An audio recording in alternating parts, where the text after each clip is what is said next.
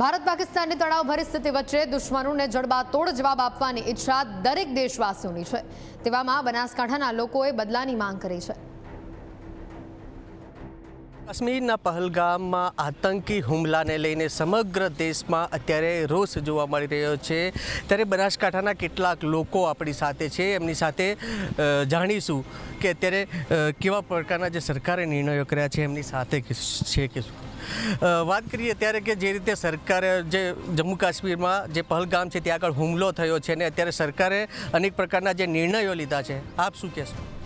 સરકારે જે નિર્ણય લીધા એમાં સૌથી પહેલો નિર્ણય લીધો સિંધુ નદીનું પાણી રોકવામાં આવે। આ પહેલો નિર્ણય છે, આવકારદાયક નિર્ણય છે 100%। પણ આ પાણી આપણે કેટલા દિવસ સુધી રોકી શકવાના છીએ એ પણ પ્રજાને જાણ હોવી જોઈએ। બીજી વાત કરીએ, દરેક પાકિસ્તાનીને પકડીને આપણે અહીંથી બહાર કાઢવા છે। જેટલા પણ લોકો ઇલીગલ ઇન્ડિયામાં રહે છે એને પકડીને બહાર કાઢવા છે, એમની સાથે વેપાર ધંધો આપણે બંધ કરવો છે। પણ ક્યાંક ને ક્યાંક આ બધી વસ્તુઓ આની પહેલાં પુલવામા વખતે પણ થઈ હતી। એના પછી ફરી પાણી છોડ્યું હતું કોણે? એના પછી ફરી પાછું આ વેપાર ધંધો ચાલુ કોણે કર્યો હતો?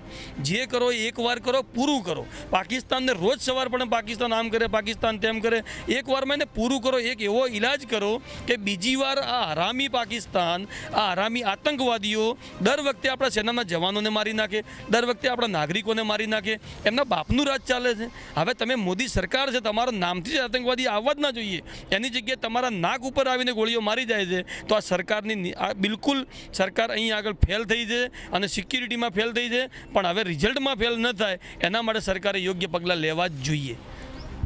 26 નિર્દોષ લોકોના જીવ ગયા છે, અત્યારે સરકાર જે કરી રહી છે, આપ શું કહેશો? ચોક્કસ જે પહલગામમાં આતંકીઓએ ધર્મ પૂછીને માર્યા છે હિન્દુઓને, એક અત્યંત સમાજ માટે ખૂબ દુઃખદાયક છે।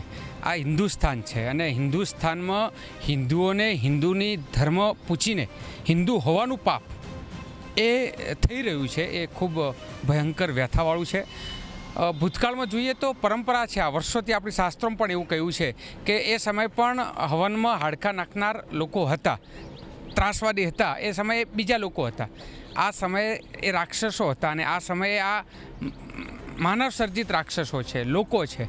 તો હું સરકારને એ જ કહું છું કે વારંવાર આ થઈ રહ્યું છે, આપણે કંઈકનું કંઈક એવું કરવું જ પડશે કે કાયમી એને નિકાલ આવે। અને સાથે સાથે હું બીજો વિષય એક મૂકવા માગું છું કે મુસ્લિમ સમાજ આજે હિન્દુને હિન્દુ હોવાથી મારી નાખવામાં આવ્યો હિન્દુસ્તાનમાં, તો મુસ્લિમ સમાજે રોડ ઉપર ઉતરવું પડશે। એક નુપુર શર્માએ સ્ટેટમેન્ટ આપ્યું, આખો મુસ્લિમ સમાજ રોડ ઉપર આવ્યો હતો। આ વખતે મુસ્લિમ સમાજે રોડ ઉપર ઉતરવું જોઈએ ને એમના ઘણા બધા લોકો પૂછે છે કે તમારે કેમ તમારા ઉપર ટાર્ગેટ મૂકવામાં આવે છે? કેટલાક રાજકીય લોકો પણ આમાં ઇન્વોલ્વ થયા અને કહ્યું કે મુસ્લિમ સમાજ ઉપર કેમ ટાર્ગેટ? તો મુસ્લિમ સમાજે બતાવવું પડશે કે હિન્દુસ્તાનમાં હિન્દુઓ સાથે અમે છીએ, આ હુમલાને સખત શબ્દોમાં વખોડીએ છીએ, ભારત પર આ હુમલો ન થાય બીજી વાર ક્યારેય, એના માટે સરકારે ચોક્કસ એમની ભાષામાં જવાબ આપવો પડશે। અને આ જે રાક્ષસો છે એ કાયમી નિકાલ એ જ છે કે એને સફાયો જ જોઈએ। પાકિસ્તાન માટે કાયમી પૂરું જ કરો, એના સિવાય કોઈ રસ્તો આનો દેખાતો નથી। ચોક્કસ હુમલાને લઈને અત્યારે તો જે સરકાર છે, સિંધુ નદીનું પાણી પણ બંધ કરવામાં આવ્યું છે, પરંતુ અન્ય પણ અનેક મુદ્દા છે। પાકિસ્તાન વિરુદ્ધ શું કરવું જોઈએ સર?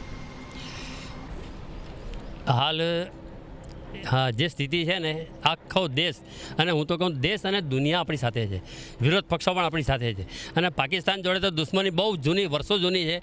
આ સફાયો કરવાનો એક સરસ સમય છે, એનો ખુરદો બોલાવી નાખવો જોઈએ અને જેલ બેલ કરતાં જેટલી ગોળીઓથી કામ પતશે ને એટલું વધારે સારું રહેશે।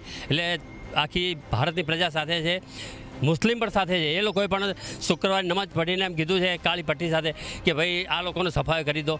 તો જો અહીંની પણ 100% પ્રજા સાથે હોય તો આનો વહેલા તકે એનો ખુરદો બોલાવી જોઈએ અને જેટલા લોકો જો દેશ માટે જીવશે એમને જ લોકો યાદ કરશે, જે ડરી અને પોતાના સ્વાર્થે મરી જશે ને એમને તો ઘરવાળા બી યાદ કરતા નથી। એટલે હું કહું છું સરસ સમય છે, એનો કામ જ પતાવી દો।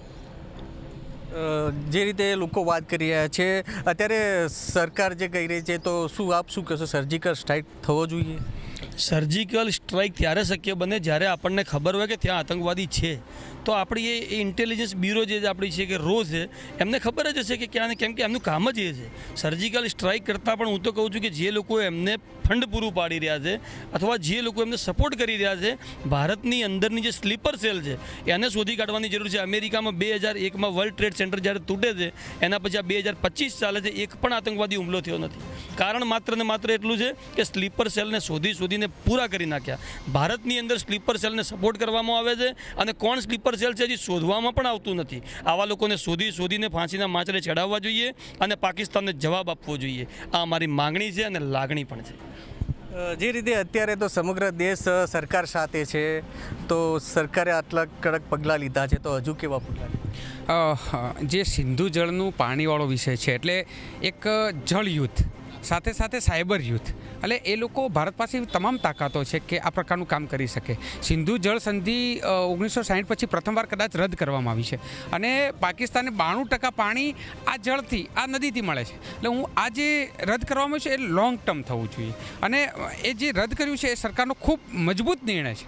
એટલે આ જે નિર્ણય લીધો છે એ સરકાર ટકી રહે. અને હું ફરી કહું છું કે ભારતની પ્રજા સરકાર અને આર્મીની સાથે છે. તમારી સાથે તન મન ધનથી જે નુકસાન થશે એ જોઈ લેશો. યુદ્ધથી ડર્યા વગર આ વખતે એવું કંઈક કરો કે કાયમી આવો પડોશી ના ચાલે, એને પૂરો જ કરવો પડે. એટલે ફરીથી સરકારને વિનંતી છે કે આમનું પૂરું કરતો હોય. ચોક્કસપણે તો જે રીતે અત્યારે આ બનાસકાંઠાના લોકો હોતા નથી, અત્યારે કઈ રીતે સમગ્ર મામલે જે સરકાર જે અત્યારે પાકિસ્તાન વિરુદ્ધ કામ કરી રહી છે તે થવું જ જોઈએ ને પાકિસ્તાનને છે કાયમી માટે જે પાણી છે તે બંધ કરવું જોઈએ ને અનેક પ્રકારના જે કડકમાં કડક પગલાં હોય છે લેવા જોઈએ, એવા બનાસકાંઠાના લોકો પણ જણાવી રહ્યા છે. Ratansinh Thakor, news capital, Banaskantha.